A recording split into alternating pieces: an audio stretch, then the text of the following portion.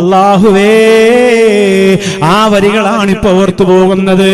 ഞങ്ങൾ ആരുമല്ലല്ലോ, ഞങ്ങൾ സൗബാനല്ലല്ലോ, ഞങ്ങൾ കഅബല്ലല്ലോ, ഞങ്ങൾ മുആവിയല്ലല്ലോ, ഞങ്ങൾ ഏറ്റവും അവസാനം വന്നവരല്ലേ, ഞങ്ങൾ പാവങ്ങളല്ലേ, ഞങ്ങളുടെ മനസ്സിൽ മാലിന്യമല്ലേ.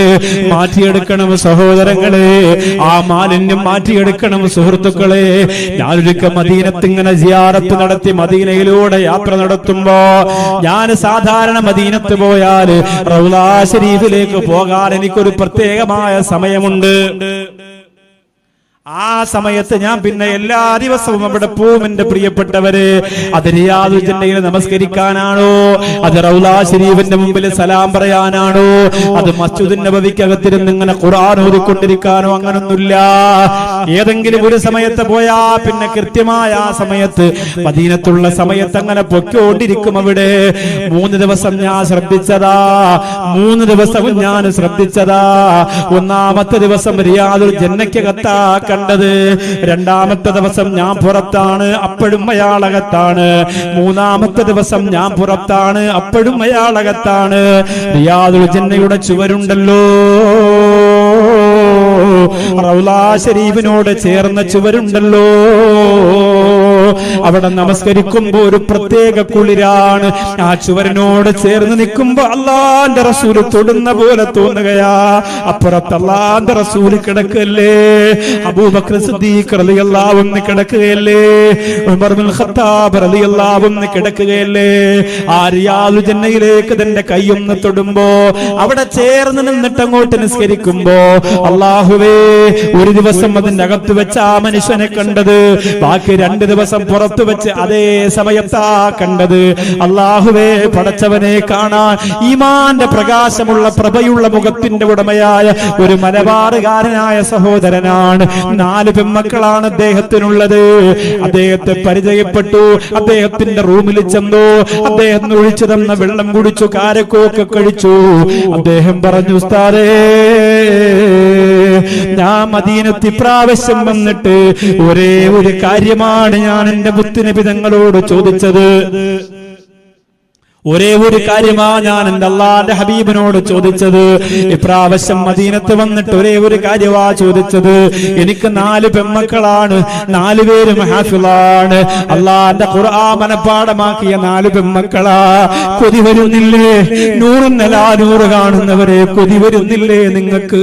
അല്ലാഹു കൊടുത്ത പെൺമക്കളെ കൊണ്ട് മുഴുവനും ഖുർആൻ പഠിപ്പിച്ച ഉപ്പ, ആഗ്രഹം വരുന്നില്ലേ നിങ്ങൾക്ക്? ആ പിതാവൊക്കെ മരണപ്പെട്ടു പോയാൽ ഈ മക്കള് വീട്ടിന്റെ അകത്തിരുന്ന് അല്ലാഹുമ്മ ഗുഫ്ർലി അബി, എന്റെ ഉപ്പച്ചിക്ക് നീ പുറത്തു കൊടുക്കണേ എന്നൊറ്റ വരി ദുആ പോരെ? അല്ലാഹുവിന്റെ ഖുർആൻ മുഴുവനും മനപ്പാഠമാക്കിയവരല്ലേ, അല്ലാഹുവിന്റെ ദീൻ പഠിച്ച വൃത്തിയുള്ള ശുദ്ധിയുള്ള മക്കളല്ലേ. ആ ഉപ്പ പറയുന്നു, ഉസ്താദ്,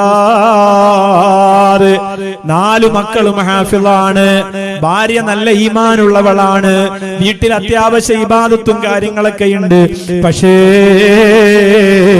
എന്റെ മക്കളിൽ 3 പേരും അല്ലാഹുവിന്റെ റസൂലിനെ സ്വപ്നം കണ്ടവരാ.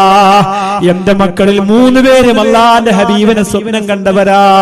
എന്റെ മക്കളിൽ 3 പേരും മുത്തായ തങ്ങളെ സ്വപ്നം കണ്ടവരാ. അവര് ലക്ഷക്കണക്കിന് സ്വലാത്ത് ചെല്ലുന്നവരാ ഉസ്താദേ. അവര് മനോഹരമായ മജ്ലിസ് വീട്ടിന്റെ അകത്ത് നടത്തുന്നവരാ ഉസ്താദേ. എന്റെ 3 മക്കളും അല്ലാഹുവിന്റെ ഹബീബിനെ സ്വപ്നം കണ്ടവരാ. എന്റെ ഒരു മോൾക്ക് സ്വപ്നം കാണാൻ കഴിഞ്ഞിട്ടില്ല. അവള് എല്ലാ വെള്ളിയാഴ്ചയും സ്വലാത്ത് ചൊല്ലി കരഞ്ഞിട്ടാണ് ഉറങ്ങാറ്. ഞാൻ ദുആ ചെയ്തു, എന്റെ ഭാര്യയും മക്കളും ആമീൻ പറഞ്ഞിട്ടാ ഞങ്ങൾ വെള്ളിയാഴ്ച രാവിലെ കിടക്കാറ്. ഇതുവരെ കാണാൻ കഴിഞ്ഞിട്ടില്ല. ഇപ്രാവശ്യം എന്റെ മോള് മദീനത്ത് വന്നിട്ട് പറഞ്ഞത്, ഈ മദീനത്ത് വെച്ച് അല്ലാഹുവിന്റെ റസൂലിനെ കണ്ടില്ലെങ്കിൽ ഞാൻ നാട്ടിലേക്ക് വരൂല ഉപ്പാ. ഈ യാത്രയിൽ മദീനത്ത് വെച്ച് അല്ലാഹുവിന്റെ റസൂലിനെ കണ്ടില്ലെങ്കിൽ ഞാൻ നാട്ടിലേക്ക് വരൂല ഉപ്പാ. ഉസ്താദേ, എന്റെ പ്രിയപ്പെട്ട പൊന്നുമോള് മദീനത്ത് വന്ന് 1ാമത്തെ ദിവസം തന്നെ എന്റെ ഹബീബിനെ സ്വപ്നം കണ്ടു. ഒന്നാമത്തെ ദിവസം തന്നെ കണ്ടുപോയി. മദീനയിലെ കാലെടുത്ത് വെച്ച ദിവസം തന്നെ കണ്ടുപോയി. അല്ലാഹുവിന്റെ ഹബീബിന്റെ അരികിലേക്ക് വന്ന നിമിഷം തന്നെ കണ്ടുപോയി. ആ പൊന്നുമോൾ ഇപ്പോഴും മദീനത്താണ്, ഇപ്പോഴും മദീനത്താണ്. ആ പൊന്നുമോൾ അവിടെ ഇരിക്കുകയാണ്. ഉസ്താദേ, എന്റെ കുടുംബത്തിനോട് അല്ലാഹുവിന്റെ ഹബീബ് തന്ന കാരുണ്യമുണ്ടല്ലോ, ഞങ്ങളുടെ മനസ്സിൽ അല്ലാഹുവിന്റെ ഹബീബിനോടുള്ള ഇഷ്ടമുണ്ടല്ലോ, അത് മരിക്കുന്ന സമയത്ത് ആ സമയം വരെയും നിലനിർത്തണേ റബ്ബേ എന്ന ഒരു ദുആ മാത്രമാ ഞാനിപ്പോ ചെയ്യുന്നത്. എന്റെ നാലാമത്തെ മോക്ക് മദീനത്ത് വെച്ചാ കാണാൻ കഴിയുന്നത്. 3 പേരെക്കാൾ അല്ലാഹുവിന്റെ ഹബീബിനെ ഇഷ്ടപ്പെട്ടവളായിരുന്നു. ഈ 3 മക്കളെക്കാളും അല്ലാഹുവിന്റെ റസൂലിനെ സ്നേഹിച്ചവളായിരുന്നു. ഈ 4 മക്കളെയും ഇരുത്തിയിട്ട് ഞാൻ പ്രവാചകന്റെ ചരിത്രം പറഞ്ഞാൽ ആദ്യം കരയുന്നവരെന്റെ ഇളയ മോളായിരുന്നു. ആ മോള് മാത്രം ഇതുവരെ കാണാതിരുന്നപ്പോ സങ്കടമായിരുന്നു. പക്ഷെ അവളെ അല്ലാഹു കാണിച്ചു കൊടുത്തത് മദീനയുടെ മുമ്പിൽ വെച്ചിട്ടാ ഉസ്താദ്. റൗളാ ശരീഫിന്റെ മുമ്പിൽ വെച്ചിട്ടാ ഉസ്താദ്.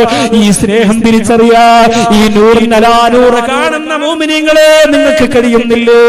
ഈ പ്രേമം തിരിച്ചറിയാ ഈ പ്രവാചക പ്രേമത്തിന്റെ ചരിത്രം കേൾക്കുന്ന മോമിനീങ്ങളെ നിങ്ങൾക്ക് കഴിയുന്നില്ലേ? നിങ്ങളെ സഹാബിയാകണമെന്നില്ല, നിങ്ങളെ താബിയാകണമെന്നില്ല.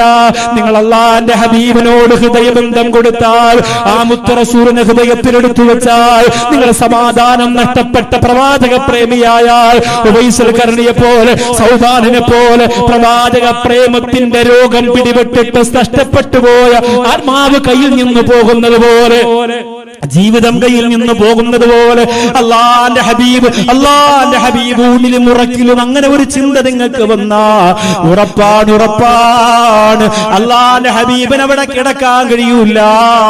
നിങ്ങളുടെ മനസ്സിന്റെ ആഗ്രഹം അല്ലാഹു നടത്തി തരും, ഉറപ്പാണ്.